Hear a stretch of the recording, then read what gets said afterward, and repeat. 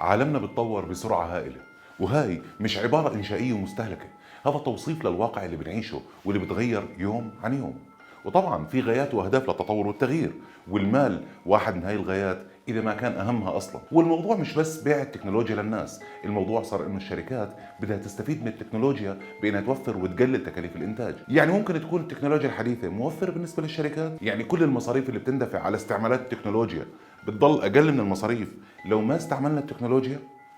اصلا ضل في مجال ما تكون التكنولوجيا شغله اساسيه في الاعمال واللي ممكن نعتبرها كماليات وفي إلها بدائل. حلقه جديده من امجد ميديا. سمعنا من سنين عن الروبوتات الذكيه اللي بتقوم بمهام معينه في مجالات كثيره، منها خدمه التوصيل ومنها خدمه الزباين، ومؤخرا الخدمات البحثيه الدقيقه اللي تطورت بتطور شات جي بي تي. وسمعنا كمان عن كثير وظائف مهدده بانه يصفي الموظف فيها بدون شغل لانه في له بديل تكنولوجي او رقمي. ولكن لو اخذنا شركه زي سنتشري لينك مثلا، وهي واحده من اكبر شركات الاتصالات في العالم وبامريكا، بنلاقي انه هاي الشركه بتتعامل مع حوالي 40 الف عميل محتمل خلال الشهر. ومشان يصير في تواصل مع العملاء وتحاول شركه زي سنتشري لينك انها تقنع الزبون بالخدمه الفلانيه، فهذا بده شغل وجهد ووقت وعدد من الموظفين اللي عندهم القدره التسويقيه وقدره الاقناع، لانه اولا واخيرا هذا راس مال وبده يكبر. ومشان تزيد الارباح لازم تزيد المبيعات، ومشان تزيد المبيعات لازم تتطور عمليه التسويق. واحنا بمجرد تسجيل حساباتنا على تطبيقات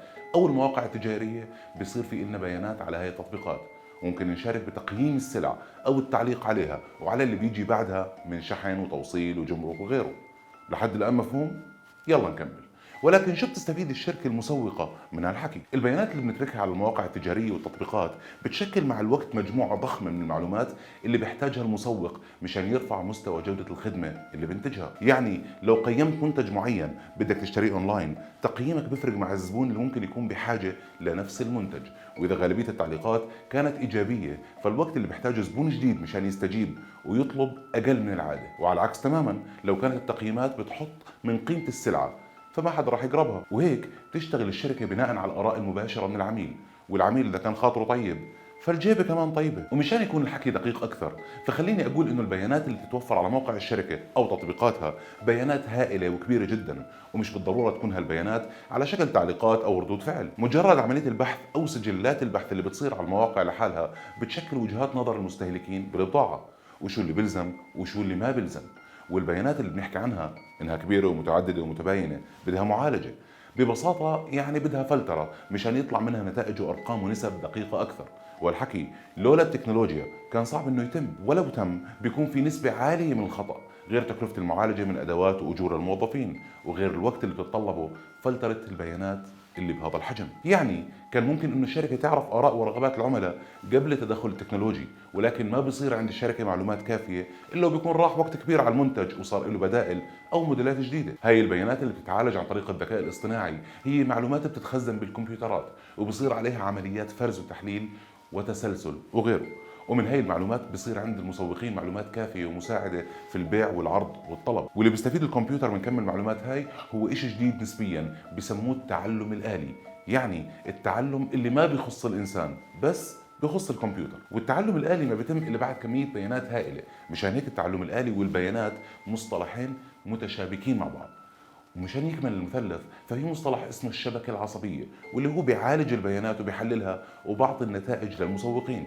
وهي الشبكة العصبية تشبه مبدأ الخلايا العصبية الموجودة بأدمغتنا، وبتتكون من طبقات وخوارزميات كثيرة. هاي الطبقات الحسابية بتتبادل البيانات مع بعضها، وكل خلية عصبية عندها قدرة معينة مشان تأدي مهام معينة بناء على البيانات المتوفرة من الزباين. وبحسب ماكنزي، واللي هي شركة استشارات إدارية أمريكية بمجال تحليل النوع والكم وتقييم قرارات القطاع العام والخاص، ففي تقريبا من 25 ل 30% من المؤسسات صارت بتعتمد على الذكاء الاصطناعي بالتسويق والتوريد.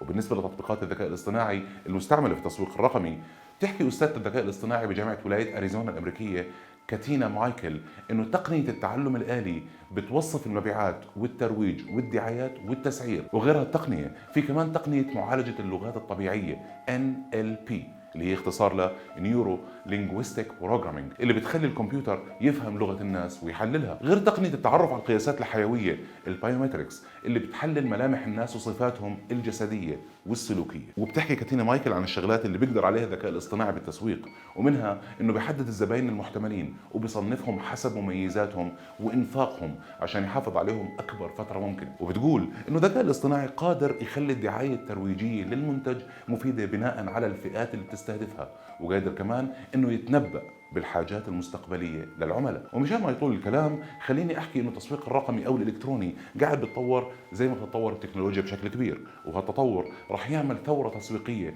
عن طريق تقنيات الذكاء الاصطناعي اللي بلشت تنتشر وتتوسع. وخليني احكي برضه انه حقيقه صارت الحياه اسهل بكثير من قبل، مع انه احيانا بصفى الذهن وبنتحسر على البساطة اللي صارت من الماضي، ولكن الذكاء الاصطناعي ما له حدود، فبلاش يسمعني ويرجعني 50 سنة لورا وأنا بكره الحصبة. ويعطيكم العافية.